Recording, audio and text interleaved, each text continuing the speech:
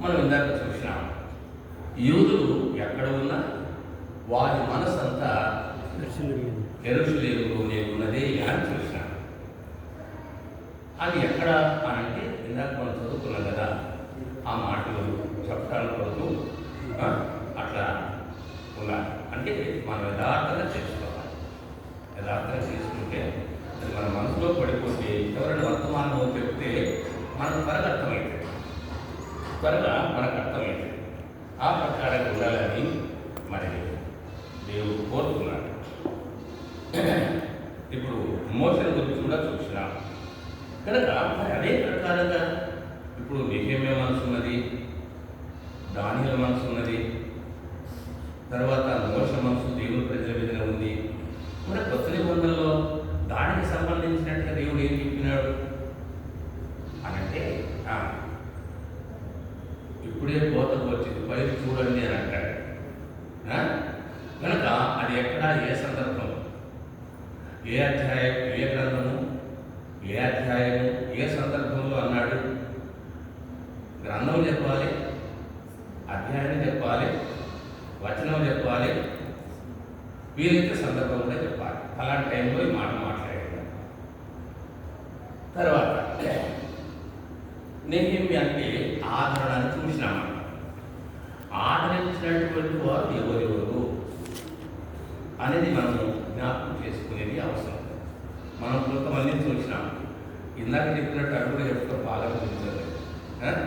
నెహెమ్యా అంటే ఆదరణ. ఎవరు ఆదరించినారు, ఏ సందర్భం ఏంటి, ఏ టైంలో ఎవరిని ఆదరించినారు, ఎవరెవరు ఆదరించినారు? ఆదరించినటువంటి వారు చాలా మంది ఉన్నారు. మనం చెప్పుకున్నటువంటి మాత్రం కనుక ఇంకేదో కొత్తగా చెప్తున్నారు, మీరు నాకు మళ్ళీ బోధ చేసినట్టుంటే అటు కాకుండా మనం జ్ఞాపకం చేసుకునే పలాంటి టైంలో పలానా నెహెమ్యా మరి రాజదేశంలో ఉండి యెరూషలేముకు వచ్చి వారిని ఆదరించినాడు. ఎప్పుడు?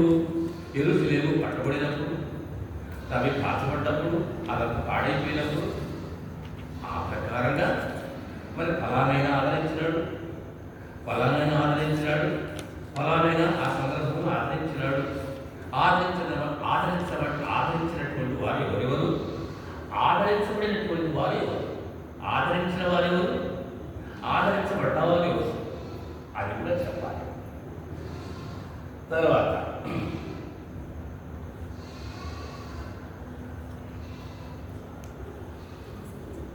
మనం చూసినాము నెహెమ్యా 1:4 ఆయన కూర్చుని ఏడ్చి కొన్ని దినమాలు ఉపవాసం ఉండాడు. అంటే ఆయన ఏడ్చినాడు. ఎందుకు ఏడ్చినాడు? పాడైపోయినటువంటి ప్రహారీ, కాల్చబడినటువంటి గుమ్మాల గురించి, పట్టుబడినటువంటి, చెరపట్టబడినటువంటి ఇశ్రాయేలు గురించి ఆ దుఃఖం చూసి ఆయన ఏడ్చినాడు. ఈ ప్రకారం ఏడ్చినటువంటి వారు ఎంతమంది మనం ఎవరెవరు చూసినాం, ఎవరు ఏ సందర్భంలో ఎవరు కొరకు ఏడ్చినారు, ఆ సందర్భం ఏంటి, ఆ గ్రంథం ఏంటి, ఆ అధ్యాయం ఏంటి, ఆ వచనం ఏంటి, అవి చెప్పాలి. కనుక ఏడ్చినటువంటి వారి గురించి కూడా ఆ ప్రకారం చెప్పేది అవసరం. కనుక ఆ ప్రకారం చెప్తే ఇప్పుడు మనము మొదటి అధ్యాయం దాటిపోయి రెండవ అధ్యాయంలో మనం వచ్చినాం. తర్వాత ప్రాకారముల గురించి చూసినాం. ప్రాకార అనగా ఏమి చూపిస్తుంది? తర్వాత గుమ్మములు ఏమి చూపిస్తున్నవి? దానికి వచనం ఆధారం ఏమిటి? ప్రాకారం అంటే ఫలాంగానే భావం మనకు అర్థం అవుతుంది. దానికి సంబంధించినటువంటి వాక్యము ఏ గ్రంథములో ఉంది, ఏ అధ్యాయంలో ఉంది, ఏ వచనం, అవి చెప్పాలి. చెప్తే బాగుంది.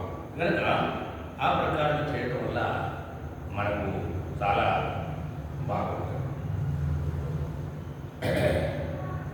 కనుక ప్రాకారం అనగా భద్రతను సూచన.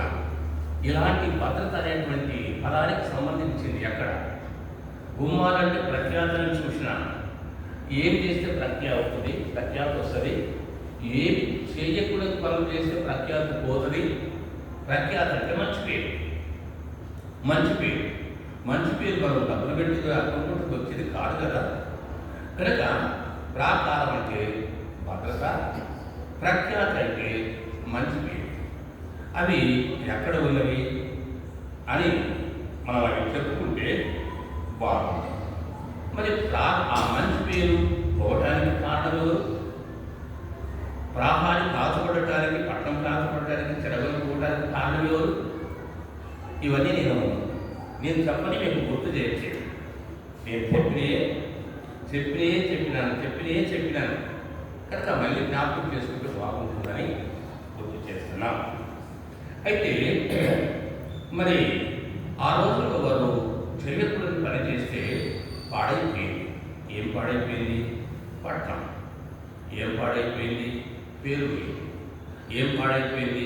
ప్రాహారం పాడైపోయింది. పట్టణం పాడైపోయింది, పేరు పాడైపోయింది, ప్రాహారి భద్రత పాడైపోయింది. మరి ఇప్పుడు ఏ ప్రకారం ఉండాలని కొత్త నిబంధనలు మనం చూసుకున్నాం, అది చెప్పాలి. తర్వాత ఆఖరిగా మనం చూసినాం, నెహెమ్యా దేవుని గొప్పతనాన్ని గురించి జ్ఞాపకం చేసినాడు. ఆయన గొప్పతనాన్ని గురించి జ్ఞాపకం చేస్తున్నాడు. ఆ గొప్పతనము ఎక్కడ, ఏమిటి గొప్పతనం? ఆయన గొప్పాయి నుండి ఎక్కడెక్కడ గుర్తు చేసినాడు, ఆ మాట మనం జ్ఞాపకం చేసుకునేది అవసరం. కాబట్టి ఏమైనటువంటి వల్ల గొప్పతనం గురించి చెప్పేది ఆయన గొప్ప దేవుడు. నెహెమ్యా మరి మొదటి అధ్యాయం 5వ వచనంలో జ్ఞాపకం చేస్తున్నాడు. ఆయన గొప్పతనం గురించి జ్ఞాపకం చేస్తున్నాడు. గొప్ప అయిన అనేదానికి, ఆ గొప్ప అయిన అనడానికి ఆయన దగ్గర ఉన్నటువంటి లక్షణాలు ఏమిటి అనేది మనము జ్ఞాపకం చేసుకునేది అవసరం. కనుక ప్రియమైనటువంటి వాళ్ళగా మరోసారి నెహెమ్యా అనగా ఆయన ఏ పట్టణంలో ఉన్నాడు, ఎవరి దగ్గర ఉన్నాడు, ఆ రాజు పేరేంటి, రాణి పేరు దొరకదు. రాణి పేరు చరిత్ర ఉంటుంది, డోమస్య అని. కనుక రాణి ఉంటుంది. కనుక ఆ ప్రకారం సరే. మరి ఇతర దేశాల్లో ఉన్న ఆయన మనసు అంతా మందిరంలో ఉంటుంది. నిజమే, దేవుని బిడ్డల యొక్క మనసు అలాంటి వారు ఏమంటాడు, నీ ఇంటిని గురించిన ఆసక్తి నన్ను భక్షిస్తున్నాడు. అలాంటి మనసు కలిగినటువంటి వారు భక్షించబడతారు. కనుక ఆ పౌలు అంటాడు, మరి నేను పానార్పణంగా పోయబడ్డానంటాడు, నన్ను నేను వ్యయపరుచుకున్నానంటాడు. కాబట్టి మిగిలినటువంటి దేవుని పిల్లగా మనం ప్రసంగమునకు వద్దని కాదు, ప్రసంగం అవసరమే. కానీ అయితే మన పనులు కూడా అవసరం. ఏదో మొక్కల బదులు కొట్టుకుంటే మన పరిచయం ఉద్దుకుందాం. కనుక మనం సరిగా ఉండాలి, ప్రార్థన చేయాలి. ప్రార్థన ద్వారా మనం ప్రతిదీ కూడా సాధించవచ్చు. ప్రార్థన ద్వారా ప్రతి ఒక్కటి బాగుపడుతుంది. ఆయన సమస్తమును బాగు చేయువాడని బైబిల్ వాక్యం సెలవిస్తుంది. మార్కు సువార్తలో సమస్తాన్ని బాగు చేశాడు, కనుక మనల్ని కూడా బాగు చేస్తాడు. కనుక బాగు చేయడానికి బాగు చేయమని అడగాలి. అడిగేటువంటి వారు ఒక్కటిగా ఉండాలి. ఒక్కటిగా ఉండేది చాలా మంచిది. సంఘంలో విశ్వాసం పెద్దలు అందరూ ఒక్కటిగా ఉండేది చాలా మంచిది. ఒక మాట చదవండి, ఎఫెసీయులకు రాసిన పత్రిక 4వ అధ్యాయము మొదటి 2 వచనాలు. ఇందాక చదువుకునే నేను చెప్పిన మనము ఈ వారం అంతా జ్ఞాపకం చేసుకుంటే వచ్చే వారం క్విజ్ పెట్టుకుంటాం. ఎవరికి ఎక్కువ మార్కులు వస్తాయో వాళ్ళకి ఒక చాక్లెట్ ఇస్తాం. చదువునా? కాబట్టి సమాధానం అనేటువంటి బంధము చేత. కనుక ఇప్పుడు బంగారు వస్తుంటుందండి, ఈ దారాన్ని ఇక్కడ కలిపి వెనకట కొలికి పూస అనేవారు. ఆ రెండింటిని కలిపి అరికట్టి దాన్ని కొలికి పూస అనేవారు. ఆ కొలికి పూస ఈ రెండు దారాలతో కలిపి దొడ్డు పూస దాంట్లో దూర్చి దానికి ముడేస్తే ఇంకెక్కడ పోదు. అదే ప్రకారంగా ఈ దారం అనేటువంటి నీవు ఈ రెండింటినీ కలిపి అరికట్టేది సమాధానం. ఈ సమాధానంలో నేను బంధించబడితే నన్ను నువ్వు కాపాడుకుంటావు, నేను కాపాడుకుంటావు. ఈ సత్యాన్ని మనం ఎరిగితే దేవుని వాక్యం ఇట్లా ఉంది కదా అని మనం భయపడతాం. దేవుడు నన్ను సమాధానంలో బంధించినాడు అనేది మనం భయపడతాం. ఆ భావం మనకు అర్థం కాకపోతే నీకంటే నేను తక్కువ కాదనేది జంగ సాగినట్టు సాగుతా ఉంటాం. సాగేది మనకు అవసరమే లేదు. కనుక సమాధానం అనేటువంటి బంధము చేత ఎప్పుడైతే ఆ బంధంలో ఉన్నామో మనం సమాధానం అనేటువంటి బంధం, ఈ బంధంలో బంధించబడినటువంటి వారికి ఒక పేరు ఐక్యత. సమాధానం అనేటువంటి బంధం చేత మళ్ళీ దాన్ని అందరూ బంధించబడ్డారు కదా, ఆ బంధకంలో ఉన్నటువంటి వారు ఐక్యత కలిగి ఉంటారు. ఈ ఐక్యతలో ఉన్నటువంటి వారికి ఏమవుతుందంట చెప్పండి. అక్కడ ఆశీర్వాదం శాశ్వత 133 కీర్తన 2-3 చదవండి.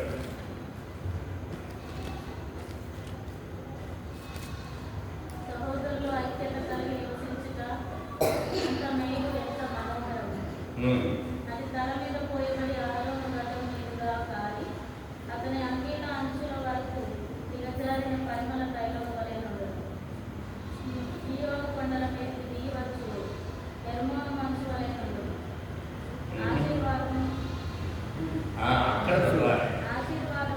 ఆశీర్వాదము శాశ్వత జీవము అచ్చటి అంటే ఎక్కడ అంటే మొదటి వచనం నుంచి చదువు అన్నప్పుడు మనం ఫస్ట్ నుంచి మనం అదే దాని గురించి చెప్పుకుంటున్నాం కనుక 133 కీర్తనలో అక్కడ ఆ ఆశీర్వాదం శాశ్వత జీవం అనేది ఆ మాట చదివి అచ్చట అంటే ఎచ్చట సహోదరుడు ఐక్యత కలిగి నివసించిన అచ్చట. ఐక్యత కలిగి నివసించడానికి కారణం ఏంటి? సమాధానంలో బంధించబడిన వారే ఐక్యత కలిగిన వారు. ఐక్యత కలిగినటువంటి వారి దగ్గరనే ఆశీర్వాదం ఉంటుంది. వారి దగ్గరే శాశ్వతమైన జీవం. మన మాటలో జీవం ఉంటుంది, మన ఆటంలో జీవం ఉంటుంది, మన ప్రార్థనలో జీవం ఉంటుంది. ఖర్చు లేని మాటలు ఉదయం నుంచి సాయంకాలం వరకు నోరు బంకచారి మాట్లాడినట్టు మాట్లాడవచ్చు. పెట్టుబడి లేదు, దానికి ఏం పెట్టుబడి లేదు కనుక అందుకొరకే ఆ మాటలన్నీ కొట్టు అంటాడు. కాబట్టి జీవయుక్తమైనటువంటి మాట, మనం మాట్లాడేటువంటి మాటలో జీవం ఉంటుంది కనుక చాలా మంది శిష్యులు ఉన్నారంట. యేసు ప్రభువు వారు కఠినంగా మాట్లాడితే ఆ మాటలు వారికి నొప్పి అయిందంట. నొప్పి అయినప్పుడు అప్పటి నుంచి వారిలో అనేకులు వెనక తీసిందంట. వెనక తీసి వెళ్ళిపోతే ఉన్న 12 మందిని అడిగినట్ట, మీరు కూడా వెళ్ళిపోవాలా అనుకుంటున్నారా అంటే ప్రభు ఏమన్నాడు?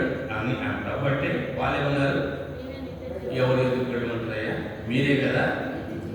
కనుక ఆయన దగ్గర నిత్య జీవం మాటలు ఉన్నాయి. ఆయన మాటలో జీవం ఉంది, ఆయన మాటలో మనకు ఆశీర్వాదం. కనుక మిగిలినటువంటి వాళ్ళగా జీవి ఆయన మాటలు కలుసుకొని మనం పడుకుంటే చాలు, ఎంతో ఆశీర్వాదం. మేము ఆరంభంలో సేవకు వచ్చినప్పుడు మా మామగారింట్లో లేక కాదు, వారింట్లో ఉంది. వాళ్ళు 100 సంవత్సరాల నుంచి వాళ్ళ తాతల నుంచి ఆయుర్వేదు అలోపతి డాక్టర్ కనుక మేము అంత కాదు కనుక శారీరకంగా బ్రతకడానికి మాకు ఉంది. అయితే దేవుని సేవ వచ్చినప్పుడు అవన్నీ వదిలిపెట్టి వెళ్ళిపోయారు. వెళ్ళిపోతే అంటే సంతోషం అనేదానికి చెప్తున్నాను. ఒక పూట తింటే 2 పూటలు పడుకునేవారు, 2 పూటలు తింటే 3వ పూట పడుకునేవారు. ఒకవేళ అన్నం దొరికితే దాంట్లో కారపొడి దొరికేది కాదు, కారపొడి దొరికేది కాదు కనుక ఆ అన్నంలో ఉప్పు నీళ్ళు పోసుకొని కలుపుకొని తాగేవారు, ప్రశాంతంగా నిద్రపోయేవారు.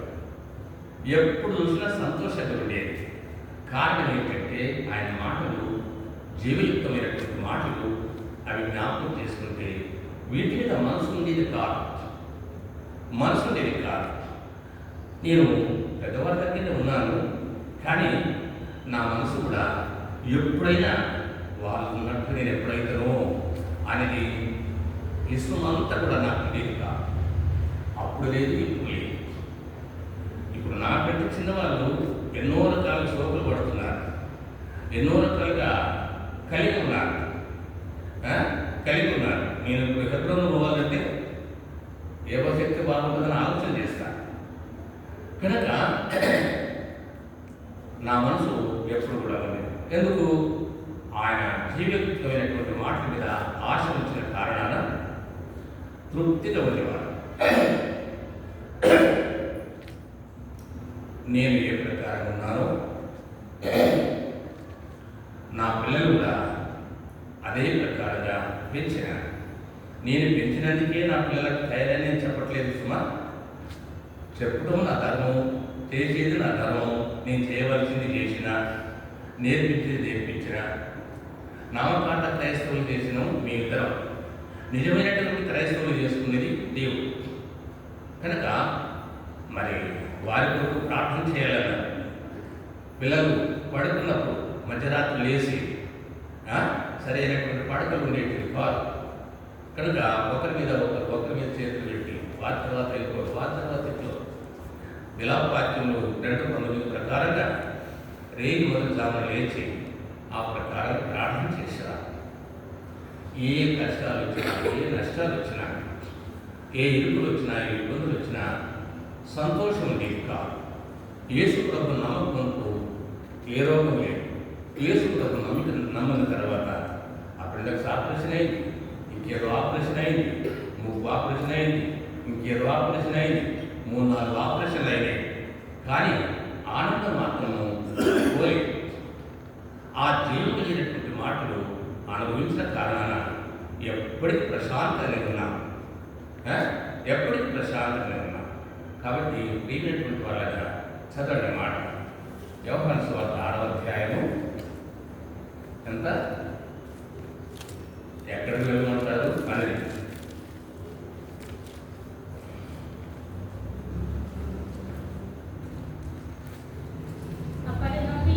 అమ్మా. యోహాను సువార్త 6వ అధ్యాయము 66. అప్పటి నుండి అంటే ఎప్పటి నుండి? అప్పటి నుంచి అంటే అప్పుడు అన్నాడు. అప్పుడు అంటే ఎప్పుడు? ఆ శరాపులో నుంచి ఎదురు వచ్చి అన్నాడు. ఎప్పుడు? తన తప్పు ఒప్పుకున్నప్పుడు అన్నట్టుగా అప్పటి నుండి అంటే ఎప్పటి నుండి అంటే చూడండి,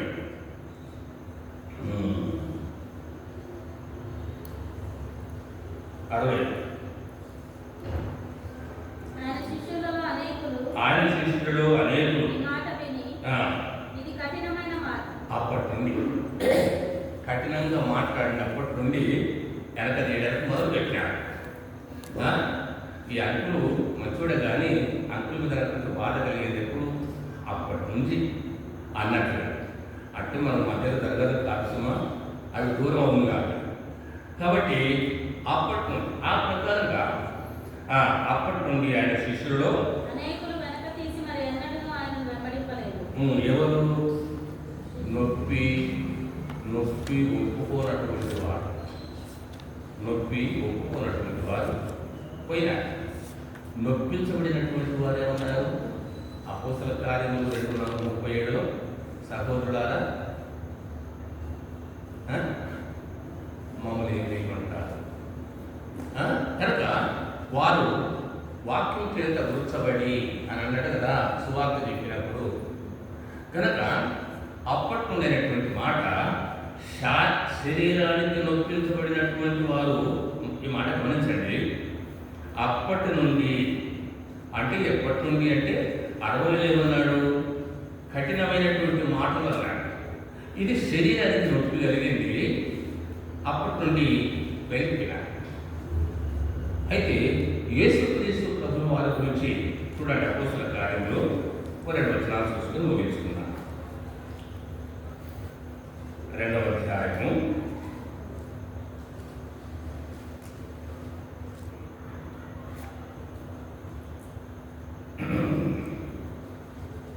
37. వారు ఈ మాట విని హృదయంలో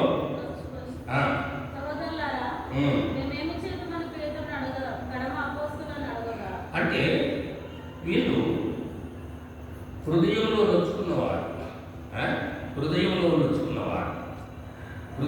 నొచ్చుకున్నటువంటి వారు మేము అదే ప్రకారం ఉండాలంటే మమ్మల్ని ఏం చేయమంటారు అని అన్నారు. ఎందుకు ఇది ప్రకారం నొప్పించబడ్డారు? 36 ఏమన్నాడు, మీరు సిలువ వేసిన యేసునే దేవుడు ప్రభువుగాను కనుక లేపినాడు. అదే అపోస్తల కార్యములు 3వ అధ్యాయము ఏమంటాడు, అందుకు మేము సాక్షులు అంటాడు. చూడు, జీవాధిపతిని మీరు చంపిద్రి, ఆయన లేపెను 15 మీరు జీవాధిపతిని చంపిద్రి కనుక ఈ సువార్త చేసినప్పుడు వారు నొప్పించబడ్డారు. హృదయానికి నొప్పైనటువంటి వాడు మమ్మల్ని ఏం చేయమంటారు అని అడిగినారు. శరీరానికి నొప్పినటువంటి వారు మళ్ళీ వెంబడించుకుంటూ వెళ్ళిపోయినారు. కనుక శరీరానికి నొప్పినటువంటి వారు ఎప్పుడైనా వెళ్ళిపోతారు, హృదయానికి నొప్పినటువంటి వారు ఎప్పుడైనా బాగు చేసుకుంటారు. కనుక ప్రియమైనటువంటి వారుగా 38 వచ్చిన చదవండి. పేతురు మీరు మారు మనసు పొంది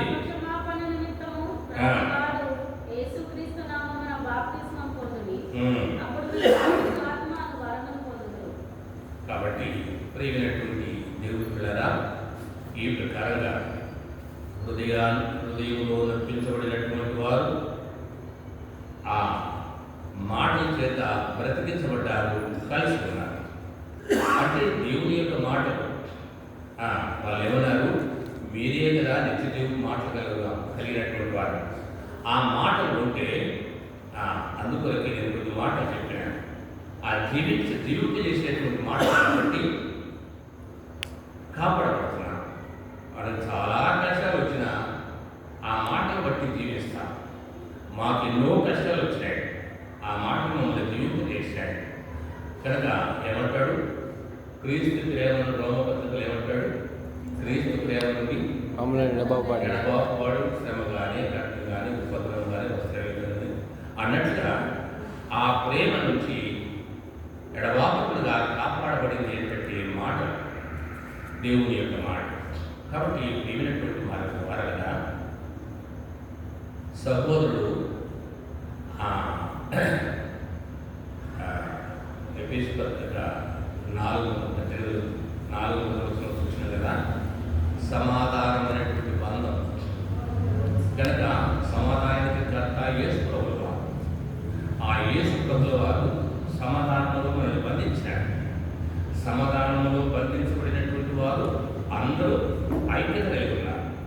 ఐక్యతలో ఉన్నటువంటి వారి దగ్గర ఆశీర్వాదం ఉంది. ఐక్యతలో ఉన్నటువంటి వారి దగ్గర శాశ్వతమైన జీవం ఉంది. ఈ జీవమే జీవం కలిగినటువంటి మాటలు.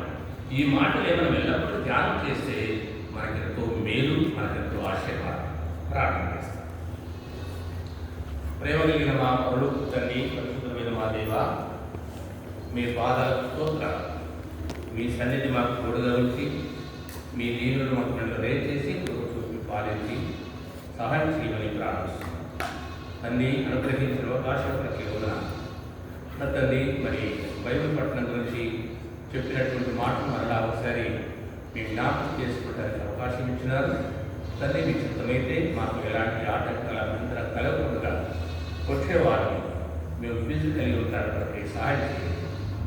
మేము ప్రోత్సాహకరంగా ఉండటాల కొరకే ఆ తల్లి మాకు తోడుగా ఉండి కొరకు చూపండి.